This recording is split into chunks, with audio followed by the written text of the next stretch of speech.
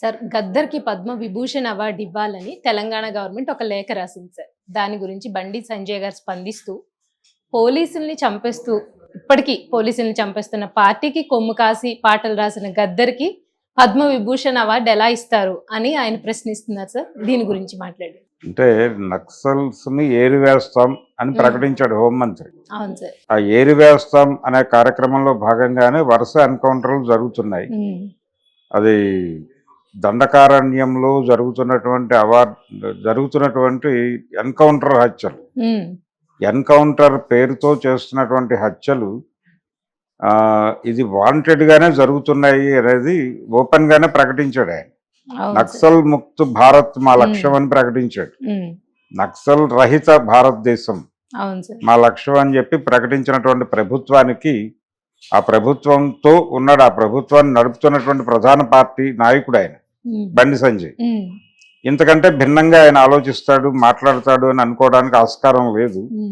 ఆయన జనరల్ గానే కొంచెం అగ్రెసివ్ స్టేట్మెంట్లు ఇస్తున్నాడు. ఈ అగ్రెసివ్ స్టేట్మెంట్స్ ఎలా ఏ లెవెల్లో ఇస్తాడంటే ఆయన ఆ మధ్య కాలంలో ఈ దేశంలో ఉన్న ప్రతి మసీదుని తవ్వుతాం అంటే శివాలు వస్తే మావి, శవాలు వస్తే మీవి అన్నాడు ఆయన. శివాలు అంటే శివుడు ఇలాంటి గుడులు ఏవైనా ఉంటే కింద మసీదుల కింద, అంటే ప్రతి మసీదు కింద ఏదో ఒక గుడి ఉంటుంది అనే సెన్స్ లో ఆయన మాట్లాడి ప్రతి మసీదు తవ్వేస్తాం, శివాలు వస్తే మావి, శవాలు వస్తే మీవి అన్నాడు. అది చాలా హై హ్యాండెడ్ స్టేట్మెంట్. అలాంటి స్టేట్మెంట్ ఇవ్వడానికి కూడా ఏమాత్రం సంకోచించని స్వభావం బండి సంజయ్ గారి సొంతం.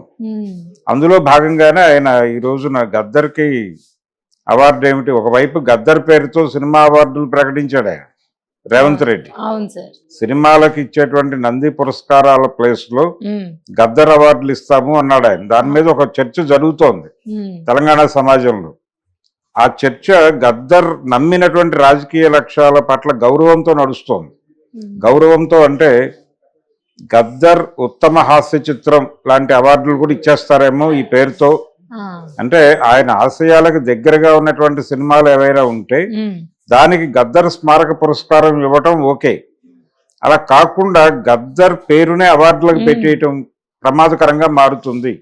గద్దర్ ఉత్తమ విలన్ ఇలాంటి అవార్డులు ఇవ్వాల్సి వస్తుంది, అది కొంత ఇబ్బందికరం అనే చర్చ ఒకటి గౌరవప్రదంగా జరుగుతున్న సమయంలో ఈయన మధ్యలో ఎంటర్ అయి తనదైన పద్ధతిలో గద్దర్ తన జీవితాంతం ఏ రాజకీయాల వైపు అయితే నిలబడ్డాడు అంటే ఆయన చాలా క్లియర్గా మావోయిస్టు రాజకీయాల వైపు నిలబడ్డాడు.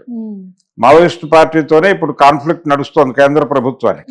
ఈ మావోయిస్టులను ఏరివేయటం అనేది బీజేపీ ప్రోగ్రాం మాత్రమే కాదు, ఇది వరల్డ్ బ్యాంక్ ప్రోగ్రాం. అంటే అడవుల్ని, ఈ దేశంలో ఉన్నటువంటి సంపదల్ని మొత్తాన్ని కూడా కార్పొరేట్లకు అప్పచెప్పడం అనేది ఒక ప్రధానమైనటువంటి ఎజెండాగా కేంద్ర ప్రభుత్వం నడుస్తున్నటువంటి సమయంలో ఆయా ప్రాంతాల్లో నిర్వాసితులు అయిపోయేటువంటి ప్రజల తరఫున వీళ్ళు పోరాటాలు చేస్తున్నారు. ఆ పోరాటాలు చేస్తున్నటువంటి వాళ్ళని నిర్మూలించేస్తే ఆ తర్వాత ప్రజల్ని బయటకు తరలించేయటం అనేది ఈజీ అవుతుంది అనే ఉద్దేశంతో ఇప్పుడు అభివృద్ధి అనే పేరుతో ప్రతి చోట ఏదో ఒక పెద్ద కార్పొరేట్ కంపెనీని తీసుకొచ్చేసి ఆ కార్పొరేట్ కంపెనీల్లో లోకల్స్ కి ఉద్యోగాలు ఇస్తామని చెప్పి అక్కడ ఎలో చేయించి వాళ్ళతో బలవంతంగా సంతకాలు తీసుకుని ఎలో చేయించి ఆ తర్వాత అందులో వాళ్ళకి పారిశుధ్య పనులు తప్ప ఇంకో పనులు దొరకవు. పైన టెక్నికల్ లైన్ ఇవన్నీ కూడా పెద్దవాళ్ళు ఎక్కడి నుంచో చదువుకుని అమెరికాలో చదువుకున్న వాళ్ళు వస్తారు అక్కడికి. సో ఇక్కడ స్థానిక ప్రజలకి భూములు కోల్పోవటం తప్ప అందులో ఉపాధి ఏమీ దొరకదు. ఒకవేళ ఆ ఉద్దేశం ఉంటే వీళ్ళని ట్రైన్ చేసి వీళ్ళనే పెట్టుకొని వీళ్ళతోనే పని చేయించుకోవాలి లాంటి ఒక జీవో ఏదైనా తీసుకొస్తుంది ప్రభుత్వం. అటువంటిది ఏమీ లేదు మన దగ్గర, అటువంటిది ఏమీ లేదు. ఎవరినైతే నేటివ్ పీపుల్ ఎవరి భూములు అయితే తీసుకుని మీరు పరిశ్రమలు పెడుతున్నారో ఆ భూముల యజమానులకి వాళ్ళకి సరైన తర్ఫీదు ఇచ్చి వాళ్ళకి పెద్ద స్థాయి ఉద్యోగాలు ఇవ్వాలి. ఇవ్వగలిగితే అవి వైబుల్లే, ప్రపంచం మన్నిస్తుంది. కానీ అది ఇప్పటివరకు జరిగినటువంటి దాఖలాలు ఎక్కడా లేవు. అందుకని కార్పొరేట్లను ఫెసిలిటేట్ చేస్తూ వాళ్ళకి భూములు కట్టబెట్టడం కోసం ప్రభుత్వాలు చేస్తున్నటువంటి ప్రతి చోట కూడా నిర్వాసితులు బయటకు గెంటివేయబడుతున్న వాళ్ళ సంఖ్య పెరుగుతోంది ఈ మధ్యకాలంలో.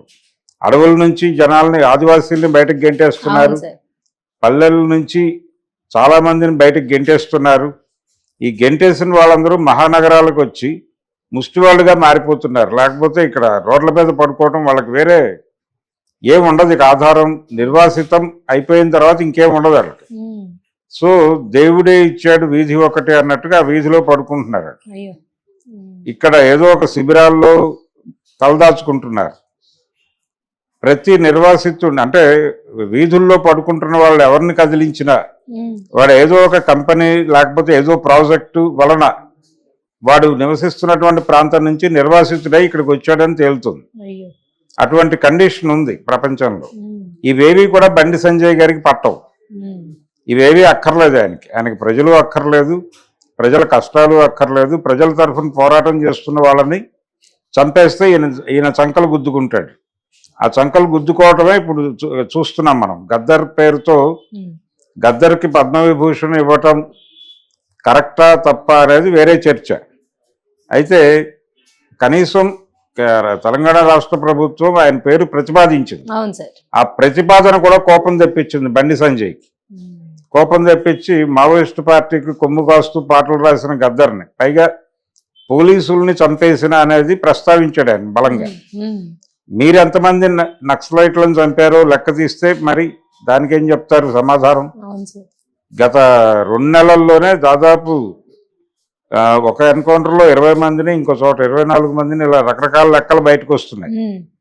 ఈ లెక్కలన్నీ బయటకు తీసి ప్రజాస్వామ్య ప్రభుత్వాలు ఈ దేశంలో ఉద్యమకారులను ఎంతమందిని చంపాయనేది లిస్ట్ అవుట్ చేస్తే, చచ్చిపోయిన పోలీసులు ఎంతమందిని లిస్ట్ అవుట్ చేస్తే చాలా తేడా ఉంటుంది. ఉమ్. దానికి సమాధానం చెప్పాలి ఆయన బండి సంజయ్. సో ఆయనకు ప్రజల పట్ల, ప్రజల ఆందోళనల పట్ల ఏమాత్రము గౌరవం లేదు. ప్రజలు చేస్తున్నటువంటి ఆందోళనలని రక్తపు టేరుల్లో ముంచేస్తున్నటువంటి ప్రభుత్వానికి కొమ్ము కాస్తూ, మోడీ ప్రభుత్వానికి, అమిత్ షా గారి ప్రభుత్వానికి కొమ్ము కాస్తూ ఆయన ప్రజా ఉద్యమాల మీద దాడి చేయటమే ఇప్పుడు గద్దర్ గురించి మాట్లాడటం. ఉమ్. సో ఇలాంటి వాళ్ళకు కూడా ఈ